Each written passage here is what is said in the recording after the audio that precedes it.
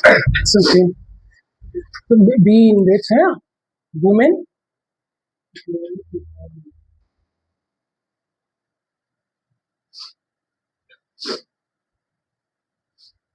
Index.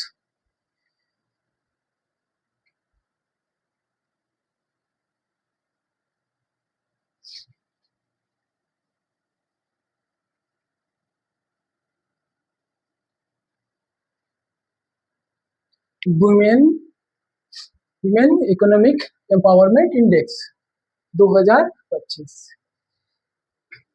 ये index जो है जारी की गई है डिपार्टमेंट ऑफ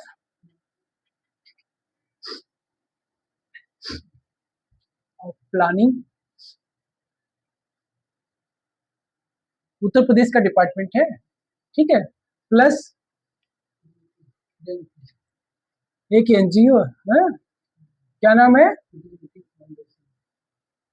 उदय मती उदय सॉरी उदयती उदयती फाउंडेशन, ठीक है। ये department of planning, department of planning अभी सुना है, क्या काम होता है इसका? डिपार्टमेंट ऑफ प्लानिंग विमल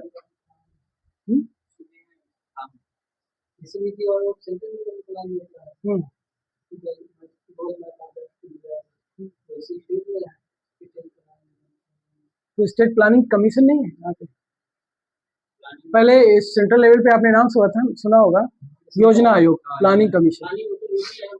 अब वो जैसे नीति आयोग नाम चेंज हुआ और काम भी चेंज हुए उसके, तो नीति आयोग हो गया, ठीक है, कंपोजिशन फंक्शन दोनों चेंज हुए इसके। वैसे ये स्टेट में जैसे सेंट्रल लेवल पे प्रेजेंट टाइम में नीति आयोग है, वैसे ही डिपार्टमेंट ऑफ प्लानिंग सभी स्टेट्स में होता है, ठीक है।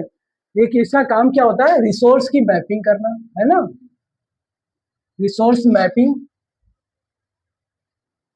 रिसोर्स क्या क्या है उसकी मैपिंग करना, और कैसे इसका रिसोर्स का ऑप्टिमम यूटिलाइजेशन, हाँ resource mapping plus optimum utilisation,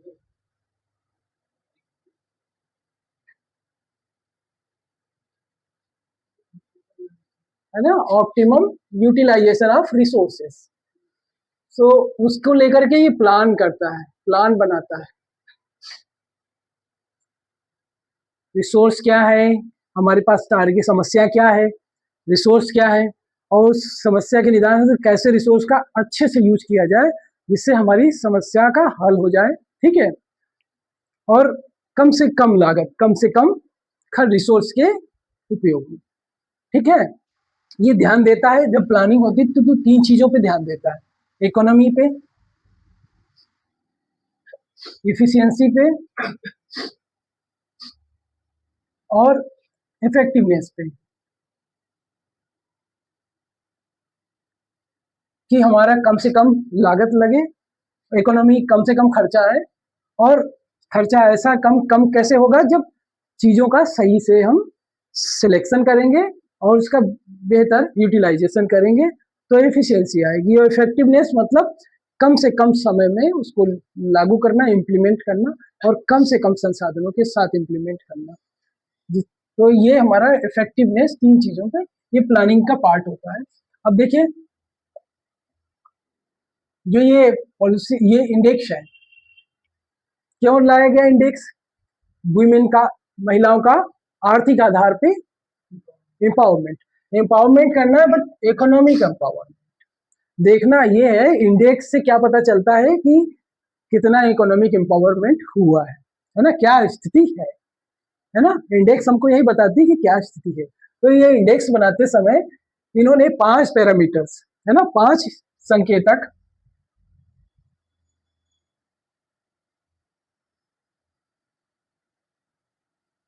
5 संकेतक का यूज किया, 5 पैरामीटर्स। नंबर 1 पैरामीटर्स क्या है, पहला है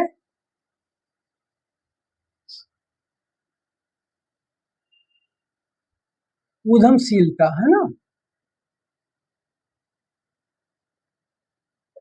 एंटरप्रेन्योरशिप।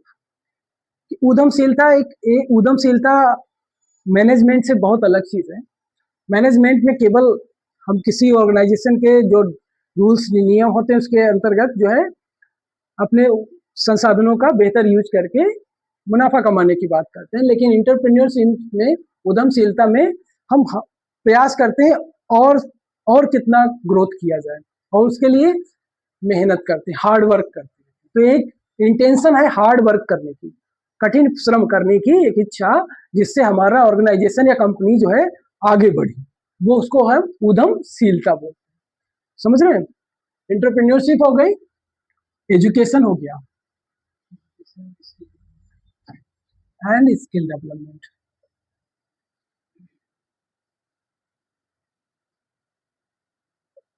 स्किल डेवलपमेंट भी एक एजुकेशन ही है, बट ये ऑक्यूपेशनल एजुकेशन है ना। आप कुछ अपने भरण पोषण के लिए या आपकी जीविका के लिए या कैरियर के लिए जब कोई स्किल अक्वायर करते हैं, स्किल सीखते हैं, तो वो आपकी एजुकेशन में ही काम आती है।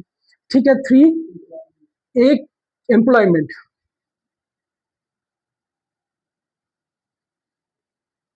एम्प्लॉयमेंट एम्प्लॉयमेंट किसका? महिलाओं का ही देखेंगे। महिलाओं की एजुकेशन और उनके पास कितनी स्किल की पहुंच हुई है। इंटरप्रेन्योरशिप मतलब उनके द्वारा क्या क्या नए नए स्टार्टअप चलाए जा रहे हैं और कितनी मेहनत की जा रही है, ये इंटरप्रेन्योरशिप का। तो 3 ये इंडिकेटर हो गए। 4th इंडिकेटर था लाइवलीहुड,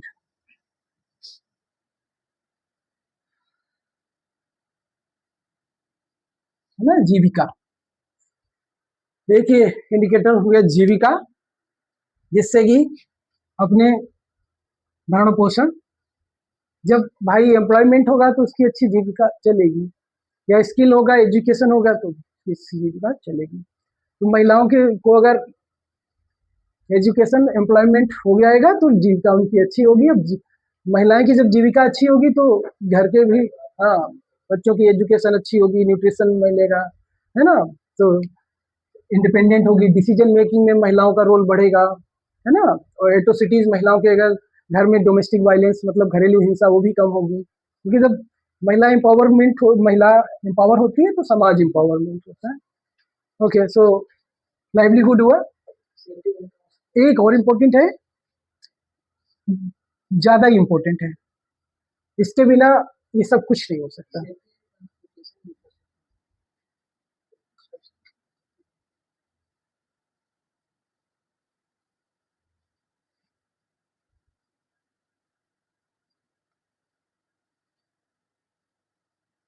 देखो, सेफ्टी एंड ट्रांसपोर्टेशन इंफ्रास्ट्रक्चर।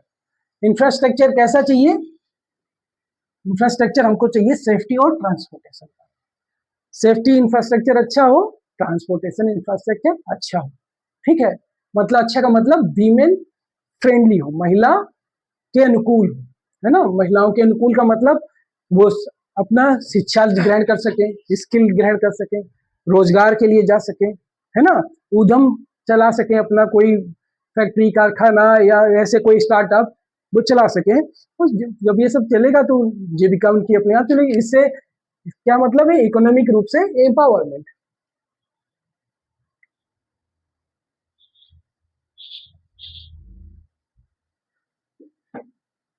जब ये चीजें रहेंगी तो ये इकोनॉमिक एम्पावरमेंट ही तो है ना।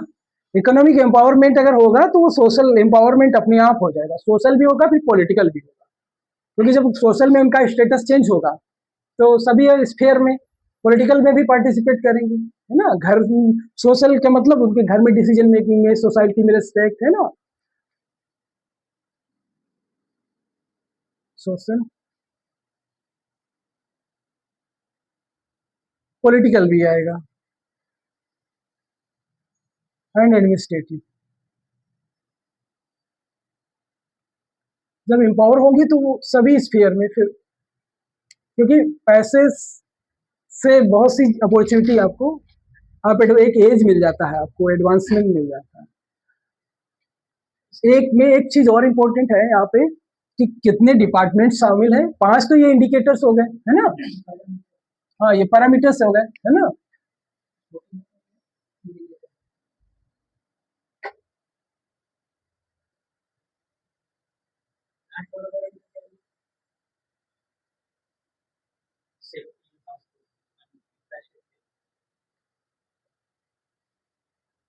अब इंडिकेटर्स 15 इंडिकेटर्स हैं, है ना, सॉरी 49 इंडिकेटर और 15 डिपार्टमेंट्स इसके, है ना।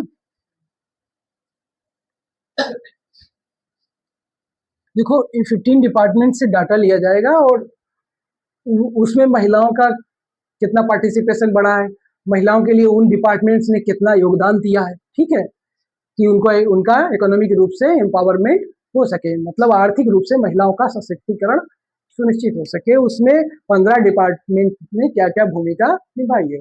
तो 15 डिपार्टमेंट्स का डाटा रहेगा, इसमें पार्ट होंगे इस इंडेक्स के, और 49 इंडिकेटर्स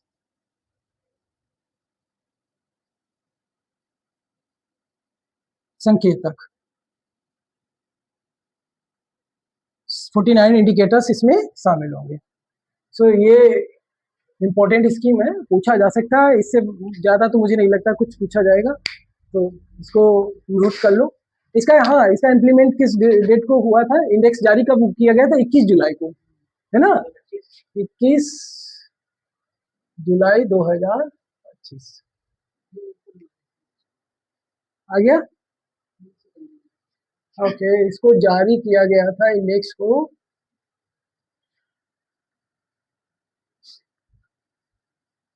इंडेक्स इशू डेट थी 30 जुलाई 2025, ठीक है, डन हो गया, हाँ।